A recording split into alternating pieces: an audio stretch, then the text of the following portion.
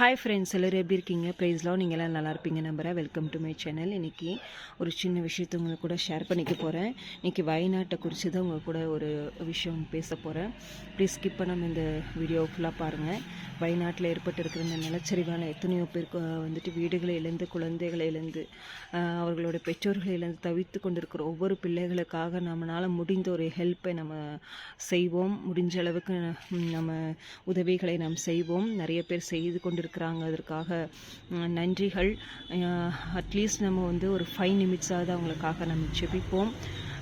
இது ஏன் ஏற்பட்டுச்சு அப்படின்னா, நிறைய பேர் சொல்கிறாங்க, வல்லுநர்கள் வந்துட்டு இயற்கை ஆராய்ச்சியாளர்கள் சொல்கிறாங்க, வந்துட்டு அதிக மக்கள் தொகை காரணமாக, அப்புறம் பருவநிலை காரணமாக, அதுவும் இல்லாமல் வந்துட்டு மரங்களை வெட்டுறதுனால, மரங்கள் வந்துட்டு வேர்கள் போய் அந்த மண்ணை வந்து கிரிப்பாக பிடிக்கும் அப்படிங்கிறதுனால, மரத்தை வெட்டும் போது அந்த அந்த மண் வந்துட்டு அதனுடைய கிரிப்பை வந்து இழந்து போகிறதுனால தான் இப்படிப்பட்ட காரியம் ஆகுது அப்படின்னு சொல்கிறாங்க.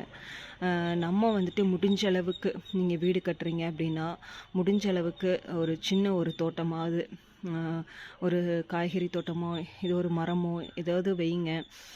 நாங்கள் வந்துட்டு எங்களோட வீடு ரொம்ப சின்ன வீடு தான், ஆனாலும் மேலே வந்துட்டு எங்களால் முடிஞ்ச அளவுக்கு இந்த மாடி தோட்டத்தை அமைச்சிருக்கோம். நீங்களும் முடிந்த அளவுக்கு இந்த மாடி தோட்டத்தை அமைச்சு நம்முடைய நேச்சரை நம்ம வந்து காப்பாற்றுவோம். நம்ம எந்த அளவுக்கு நம்முடைய நேச்சரை நம்ம காப்பாற்றுறோமோ அது வந்து நம்மளை காப்பாற்றும். அதனால் ப்ளீஸ் தயவுசெய்து நம்மளால் முடிஞ்ச மரங்களை, செடிகளை நம்ம வளர்ப்போம்.